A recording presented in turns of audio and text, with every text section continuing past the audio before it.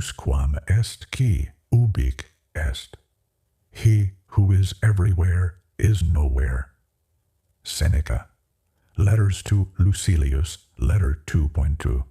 The room where nothing happens. There is a man who has not tried anything new in 6 years.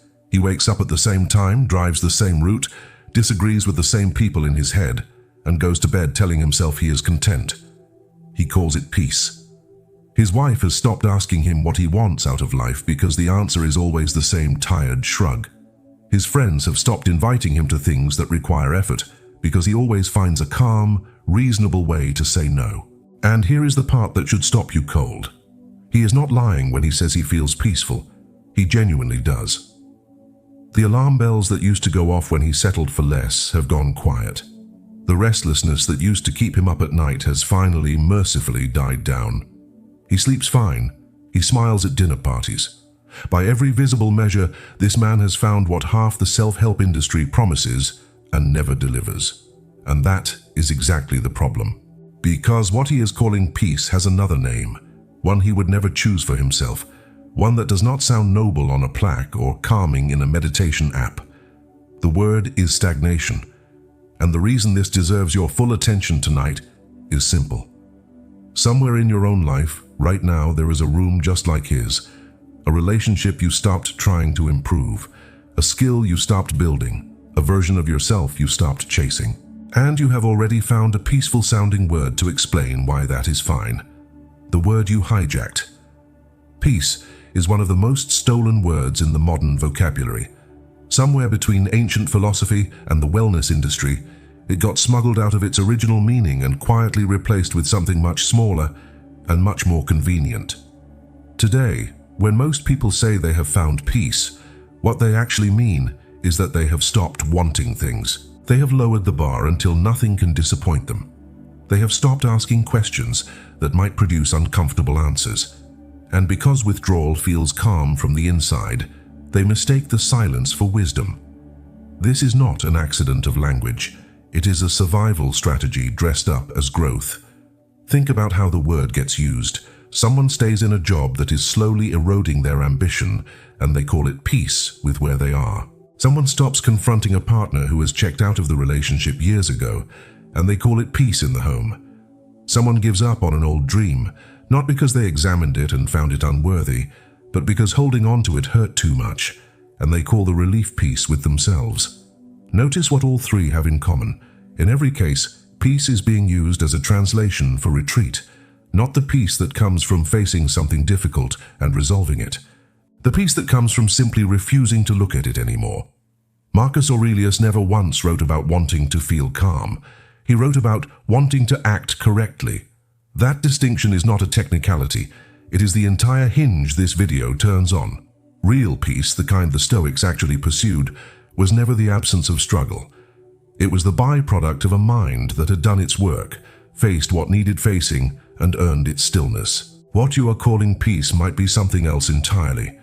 It might be the particular quiet that settles over a person who has quietly agreed to want less so that losing becomes impossible. And a peace you cannot lose because you never risked anything for it is not peace. It is surrender wearing peace's clothes. You know this feeling if you are honest with yourself for even a moment.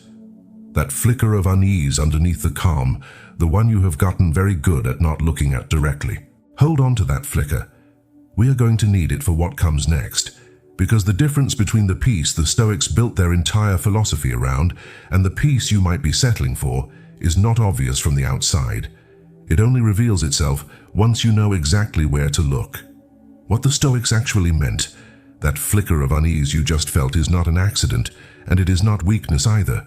It is the part of you that already knows something your comfortable version of peace has been working hard to bury. So let's go back 2,000 years and get precise, because precision is exactly what modern peace talk refuses to offer. When Epictetus taught his students about tranquility, he was not describing a feeling you stumble into by lowering your expectations. He was describing a discipline, one built entirely around a single, brutal distinction. Some things are within your power, your judgments, your choices, your effort, your response, and some things are not. Other people's opinions, outcomes you cannot fully control, the past, the actions of everyone around you. Epictetus was ruthless about this line. He did not tell his students to stop caring. He told them to stop wasting themselves on what was never theirs to control, so they could pour everything they had into what actually was. That is the part modern wellness culture conveniently skips. The Stoics were not aiming for a mind that wanted nothing. They were aiming for a mind that wanted the right things, pursued them with total commitment, and then released its grip on the outcome. Ataraxia, the calm the Greeks and later the Romans were chasing, was never a resting state. It was earned stillness, the kind that shows up after a person has already done everything within their power and has nothing left to regret. Compare that to the stillness you get from simply not trying. One is a mountain summit. The other is never leaving base camp and calling the view the same. Here is where it gets uncomfortable for you specifically. If your peace right now came from lowering the target rather than hitting it, from avoiding the confrontation rather than having it and surviving it, from letting the dream go quietly rather than chasing it and either winning or losing loudly, then what you are holding is not Stoic peace. It is the exact condition Epictetus warned his students against. The condition of a person who has confused giving up on the external world with mastering their relationship to it. He drew a hard line between those two things because he had watched people blur it constantly, mistaking numbness for enlightenment. So ask yourself the question underneath all of this. When your ambition went quiet, was it because you finally understood what was and was not yours to control? Or was it because wanting had simply started to hurt too much, and silence was easier than admitting that? Because your body already knows which one is true. It has known for a while. And that knowledge does not stay hidden in your mind. It shows up somewhere far harder to ignore. The body knows before the mind admits it. Long before your mind agrees to call something stagnation, your body has already been keeping score. This is the part almost nobody talks about because it does not fit neatly into a quote graphic or a morning affirmation. Stagnation does not arrive as a thought. It arrives as a pattern, and by the time you notice the pattern, it has usually been running for months, sometimes years. Think about what actually changes in a person who has quietly stopped growing. Curiosity is the first thing to go. Not dramatically. It does not announce its own disappearance. You simply stop asking the second question. Someone tells you something new, and where you used to lean in and want to know more, you now nod and let it pass. Books you once would have finished sit half-read. Conversations that once would have pulled you in now feel like effort you would rather not spend. This is not laziness. It is a nervous system quietly deciding that engagement is no longer worth the risk. Then comes the second symptom, and this one is sharper. Avoidance starts doing your scheduling for you. You find yourself with a strange talent for being busy, exactly when the hard conversation needs to happen. The difficult phone call keeps getting pushed to tomorrow. The decision that requires you to risk being wrong keeps finding a reason to wait one more week. None of this feels like fear from the inside. It feels like prioritizing, like patience, like waiting for the right moment. But watch closely, and you will notice the right moment never actually arrives because you were never really waiting for it. You were hiding behind it.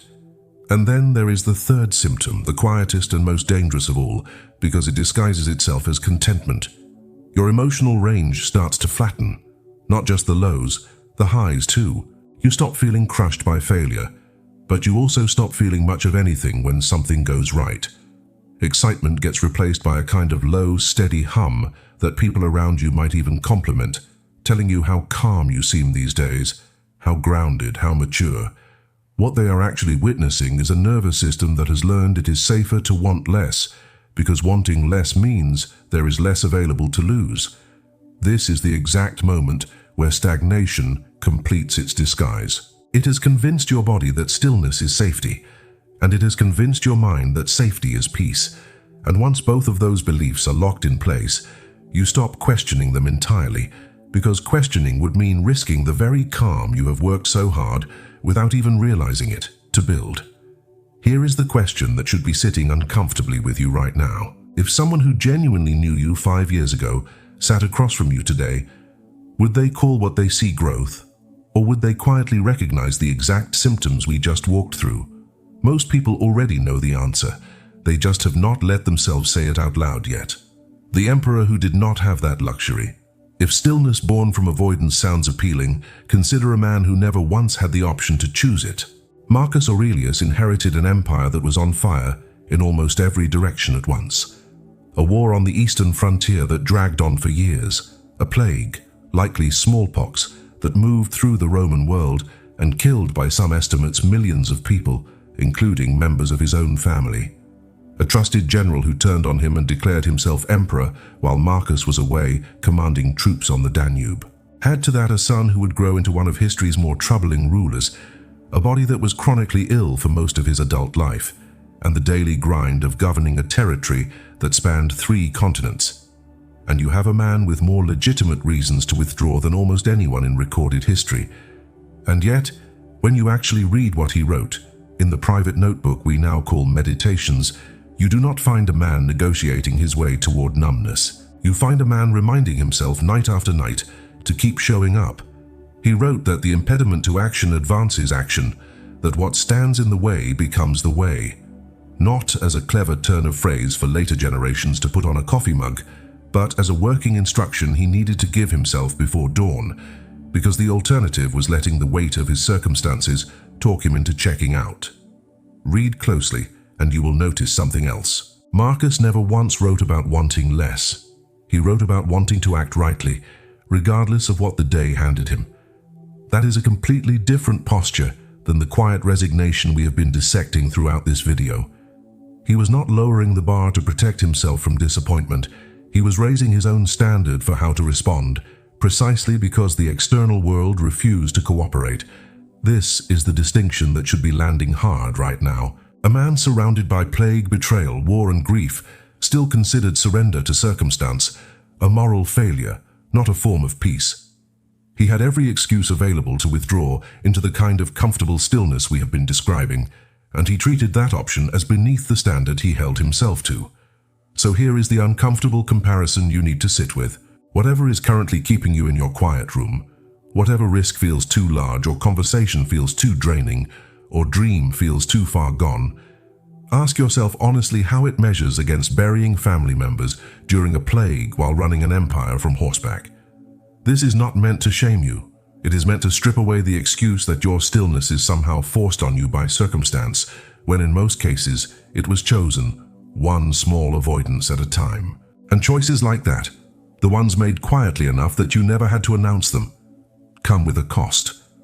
A cost that does not show up anywhere obvious, which is exactly what makes it so easy to ignore. The price that never shows up on the invoice. Here is what makes stagnation more dangerous than almost any other trap the Stoics warned against. It does not hurt. Failure hurts. Rejection hurts. Loss hurts in a way that forces you to notice it, forces you to grieve it, forces you to eventually do something about it.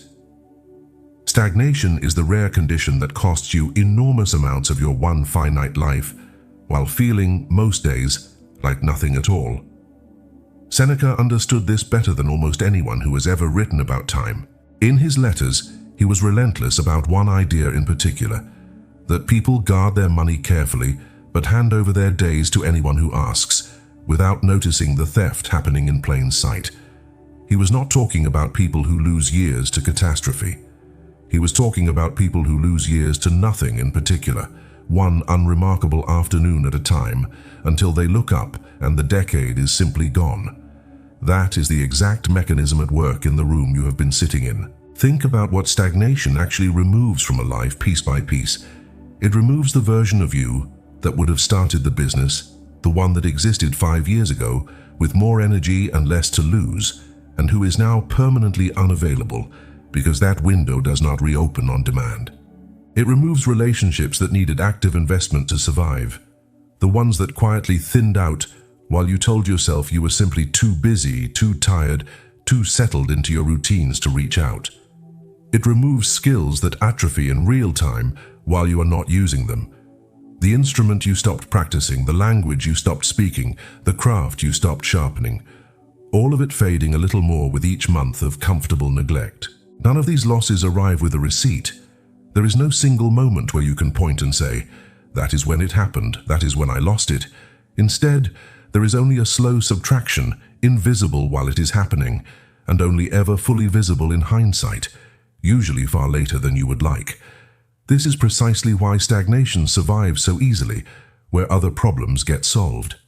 A crisis demands your attention because it announces itself loudly. Stagnation never announces itself.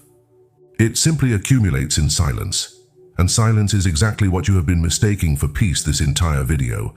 The years you are not getting back right now, while your nervous system rewards you with calm for staying exactly where you are the actual price of this arrangement. And unlike money, unlike almost anything else you might lose, this particular currency cannot be earned back once it is spent, which raises the only question that actually matters at this point, not whether you are at peace or not, because you already know the honest answer to that. The real question is how you tell the difference reliably in your own life between the stillness that means you have already done the work and the stillness that means you never started. The test of two silences. There is a way to answer that question honestly, and it does not require a therapist, a journal, or 30 days of reflection. It requires one test, applied to whatever stillness you are currently calling peace. Here it is. Ask yourself what happens in your body and your mind the moment someone challenges that stillness directly, not hypothetically, specifically. Picture the exact scenario. Someone who knows you well looks you in the eye and asks why you gave up on the thing you used to want so badly, or an old opportunity resurfaces unexpectedly, the one you told yourself you had made peace with letting go. Or you run into the version of your life you did not choose, embodied in someone who took the risk you talked yourself out of, and it worked out for them.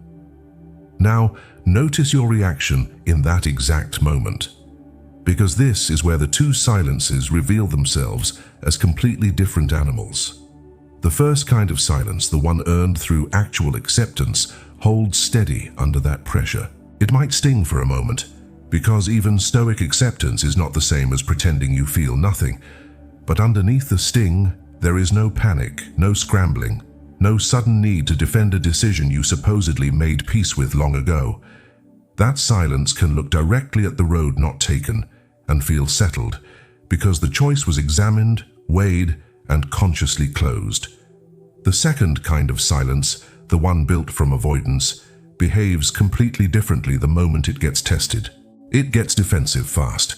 It reaches for justifications you did not know you had rehearsed until they came out of your mouth. It feels less like calm and more like a held breath finally being interrupted.